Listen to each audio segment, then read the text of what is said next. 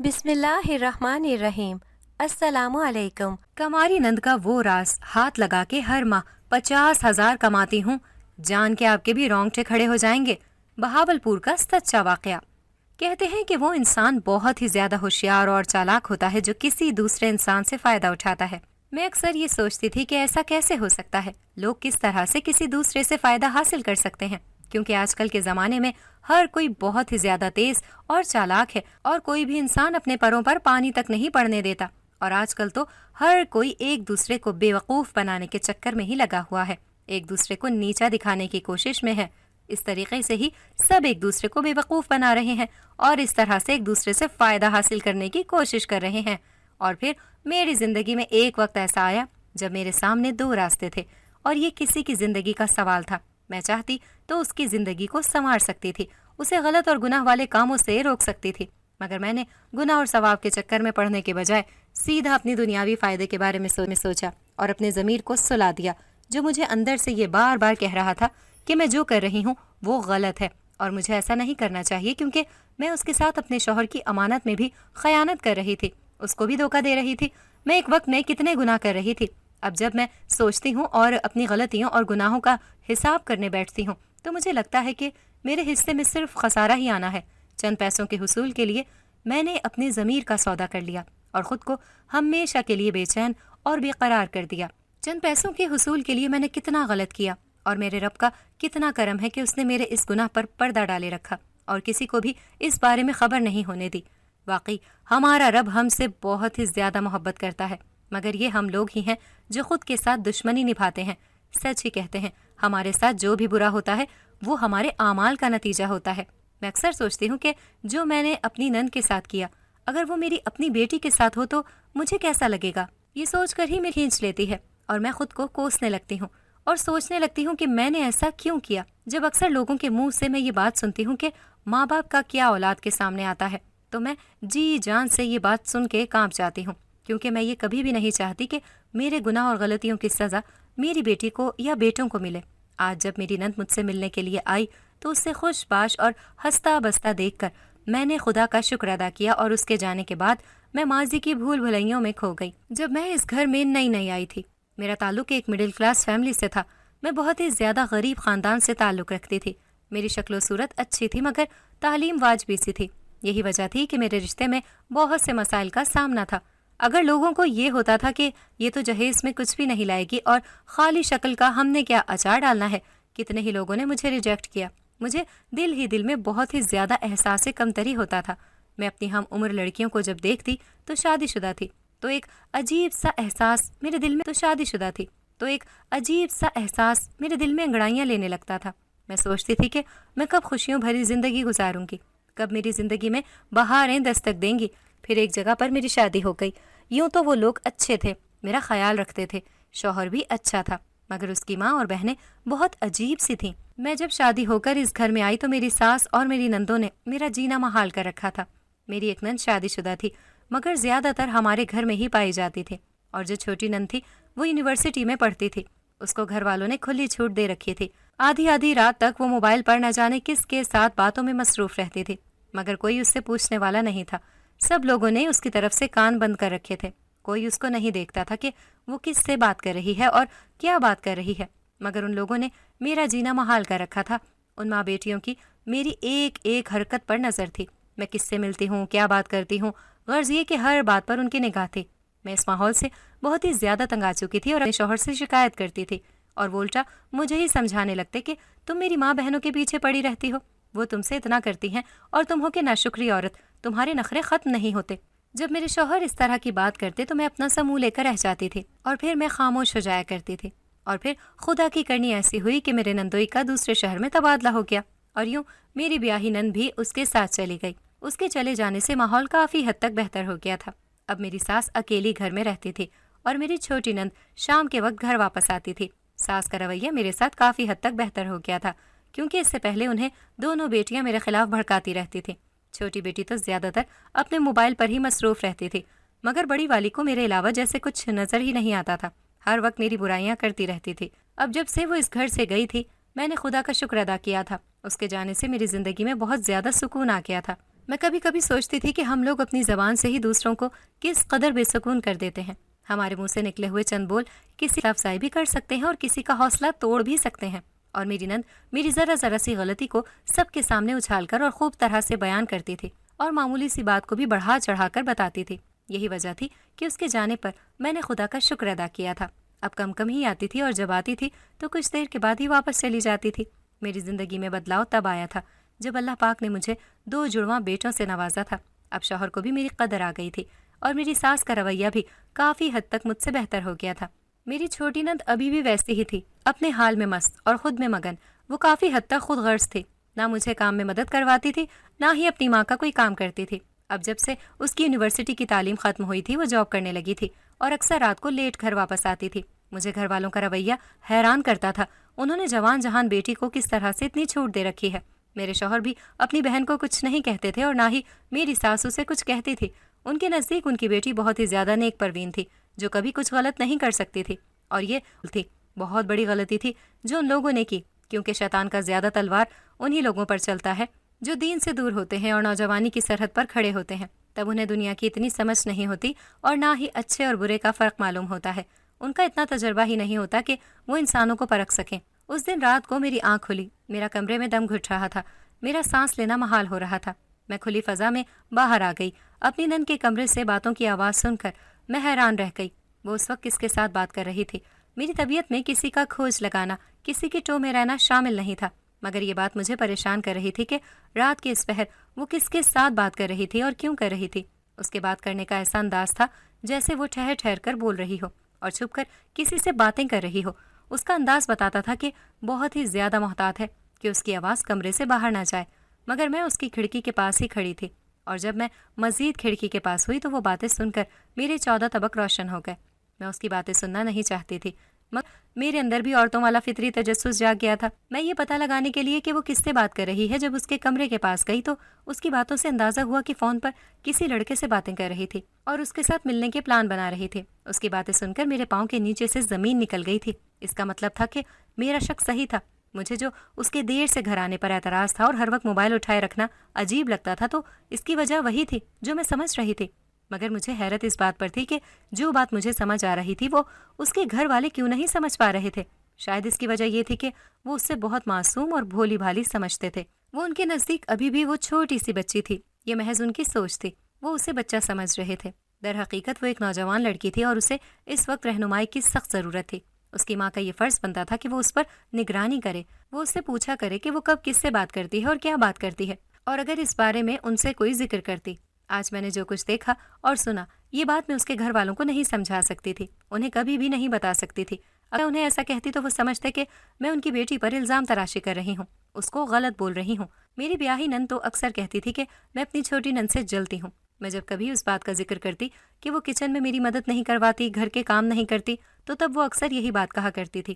میں خود کو ان کی نظروں میں مجرم نہیں بنا سکتی تھی، کیونکہ میرے پاس اس بات کا کوئی ثبوت نہیں تھا، اور بغیر ثبوت کے اگر میں کوئی بات کرتی تو میرا کوئی بھی یقین نہیں کرتا، اور میں خود پر کوئی بات آنے نہیں دینا چاہتی تھی۔ میں خاموشی سے پلٹ کر اپنے کمرے میں آ گئی اور سوچنے لگی کہ ہم لڑکیاں بھی کتنی نادان ہوتی ہیں، کسی کے 2 میٹھے بولوں میں آ کر اپنی پوری زندگی تباہ کر دیتی ہیں اور ماں باپ کی عزت بھی داؤ پر لگا دیتی ہیں، اور انہیں یہ لگتا ہے کہ وہ جس کے ساتھ چھپ کر ملاقاتیں کر رہی ہیں وہ ان کے ساتھ مخلص ہے اور ان سے سچا پیار کرتا ہے۔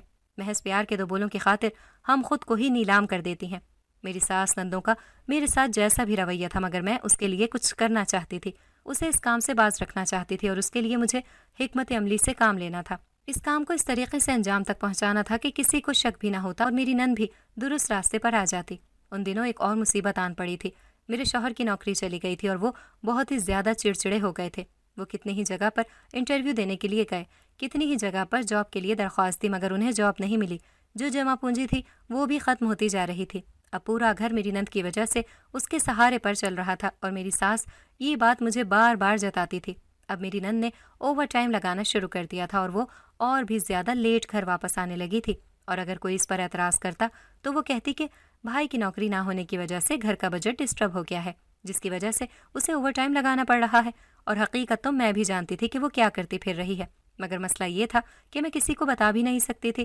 پھر میرے شوہر کو ایک معمولی سی نوکری مل گئی جو کہ ان کی کوالیفیکیشن اور ان کے مزاج کے بالکل خلاف تھی۔ اور اس کی تنخواہ بھی معمولی سی تھی، مگر کہتے ہیں کہ کچھ نہ ہونے سے کچھ ہونا بہتر ہے۔ ہم نے بھی اسی اصول پر عمل کرنا شروع کر دیا تھا۔ میرے شوہر کو یہ نوکری بالکل بھی پسند نہیں آ رہی تھی۔ وہ اس سے کہنا چاہتے تھے اور چاہتے تھے کہ انہیں کسی بڑی کمپنی میں بڑی پوسٹ پر جاب ملے، اور اس کے ساتھ ساتھ وہ مختلف جگہ پر بھی اپلائی کر رہے تھے، مگر کہیں سے بھی حوصلہ افزا جواب موصول نہیں ہو رہا تھا۔ وہ کافی زیادہ چڑچڑے ہو گئے تھے اور ان کا غصہ مجھ پر ہی اترتا تھا۔ اب وہ بچوں پر بھی اتنا زیادہ توجہ نہیں دیتے تھے۔ ہر وقت وہ غصے میں رہتے تھے اور میں سوچتی تھی کہ میں ان حالات میں کیا کروں۔ اس دن بھی رات کے وقت میری اچانک سے آنکھ کھل گئی، اور جب میں کمرے سے باہر آئی تو اپنی نند کے کمرے سے آتی باتوں کی آواز سن کر میں چونک گئی۔ آج میرے ہاتھ میں موبائل بھی تھا۔ آج بھی وہ کسی لڑکے سے ہی فون پر باتیں کر رہی تھی اور اس سے ملنے کا پلان بنا رہی تھی۔ میں نے اس کی تمام باتوں کی ریکارڈنگ کر لی، اور اگلے دن جو اس نے وقت اس لڑکے کو دیا ہوا تھا اور جس جگہ پر جانے کا بولا ہوا تھا، میں بھی مقررہ وقت پر اس جگہ پر پہنچ گئی تھی اور موقع پر ہی اس کی ویڈیو بنا لی۔ اب میرے پاس ثبوت تھا جس کی تردید کوئی بھی نہیں کر سکتا تھا۔ اس ثبوت کو میری نند خود بھی جھٹلا نہیں سکتی تھی۔ میرے ذہن میں خیال بجلی کی مانند کودا۔ اب میں نے اس ویڈیو اور ریکارڈنگ کو اپنے مقصد کے لیے استعمال کرنے کے بارے میں سوچا، کیونکہ میرے سامنے بچوں کا مستقبل تھا، کوئی اسکول میں ایڈمیشن کروانا تھا، ان کے مستقبل کے لیے کچھ سیو کرنا تھا، اور اس وقت میرے شوہر کی بالکل معمولی سی تنخواہ تھی، اور اس تنخواہ میں گزارا کرنا بہت مشکل کام تھا۔ میری نند کی جو بھی کمائی تھی اس میں سے تھوڑا سا حصہ وہ اپنی ماں کے ہاتھ میں رکھتی اور باقی وہ اپنے اکاؤنٹ میں رہنے دیتی۔ میری ساس کا کہنا تھا کہ ہم لوگوں پر اس کا جو بھی احسان ہے، اس کی شادی پر کسی قسم کا بھی بوجھ نہیں پڑے گا، کیونکہ وہ اپنی شادی کا خرچہ خود اٹھا لے گی۔ اور اب جب میں نے یہ ریکارڈنگ کی تو میں کچھ اور ہی سوچ رہی تھی۔ رات کے وقت جب میری نند گھر آئی تو میں نے اس سے جب اس بارے میں پوچھا تو اس کا چہرہ بالکل بدل گیا تھا، رنگ پھک ہو گیا تھا۔